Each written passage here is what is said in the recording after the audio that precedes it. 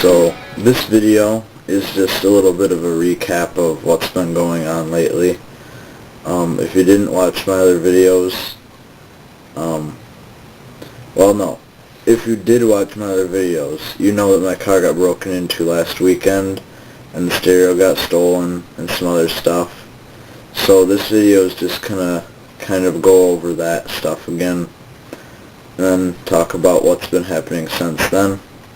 So, first of all, pretty much me and JD were sitting around in his basement playing computer games, and all of a sudden his dad calls and says that the window of my car is busted out. So I'm like thinking, okay, what happened? And I'm like, okay, well, I've got the vandalism insurance, so I'll be fine. So I go out to my car, and not only is the window broken, but the lock cylinder is torn out, and the outer door panel is bent outward. So obviously they broke into my car. They didn't just run by and smash the window. So we open up the door, and all the glass falls everywhere,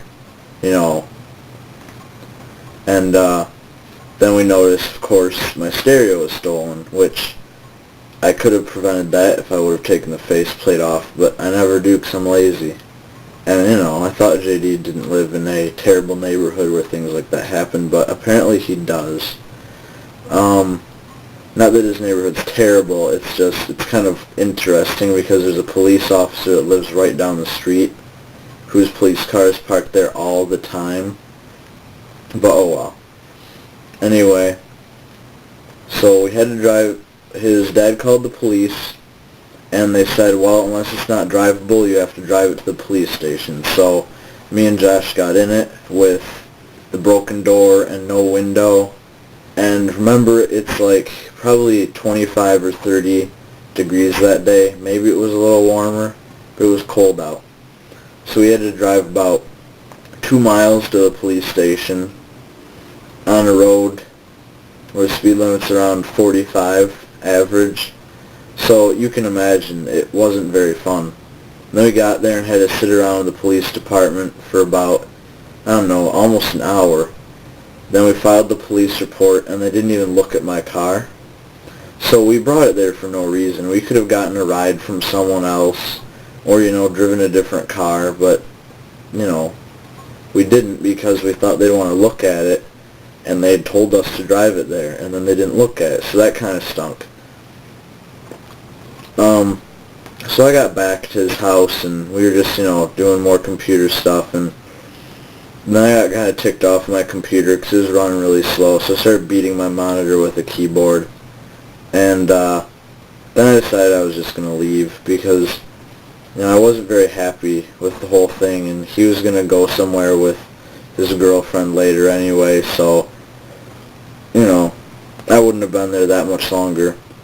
So I just left and went home, did the same thing I was doing there, pretty much sitting around on the computer, and that was pretty much Saturday.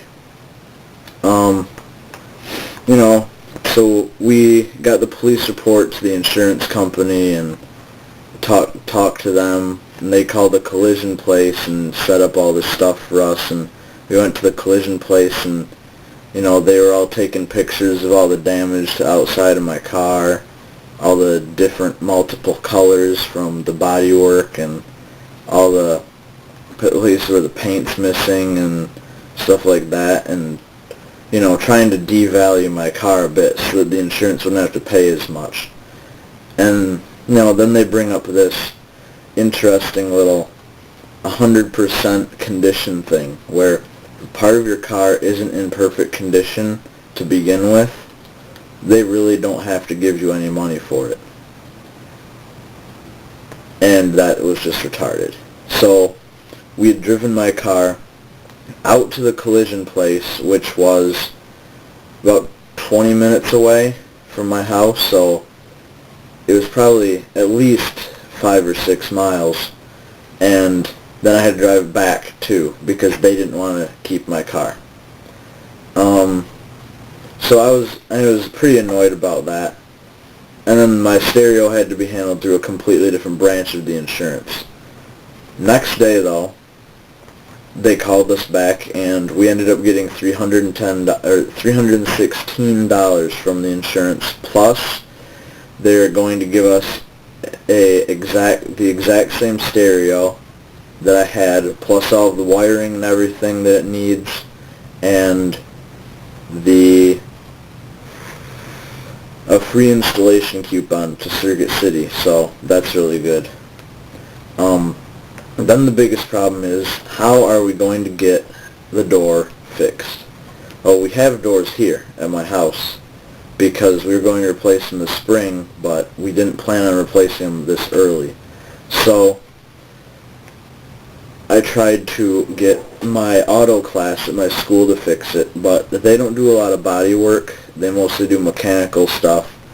So I ended up not getting it done by them. So all this week I've had to get rides from my parents to school, or I've had to bike, and it's been, below freezing every day. So that's not fun.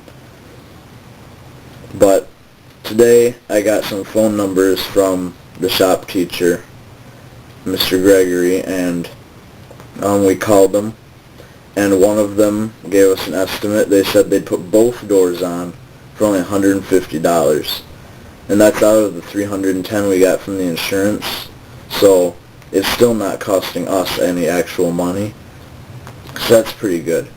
And that'll probably get done by Wednesday, I'm hoping, at the latest. So yeah, that's about it with my car for now. It's gonna get done pretty soon, I hope, because I really don't like having to depend on other people to get to school, because then if they don't pick me up or they can't take me to school, I have to bike or walk, and that's really annoying. I mean, I wouldn't mind if I lived like half a mile away from my school, but I live over 2 miles away, so, it takes me 15 minutes to bike there, half an hour to walk, and it's not fun. Plus, I don't have a locker, and we can't have coats in the school unless we have a locker, so I pretty much just wear a hoodie, and, it's not really warm. So biking to school in like 15-degree weather like it was Wednesday isn't that great. Yeah, so that's it. I'll probably post another of these videos in a few days if anything great happens, and, just keep you updated on this whole thing. Okay.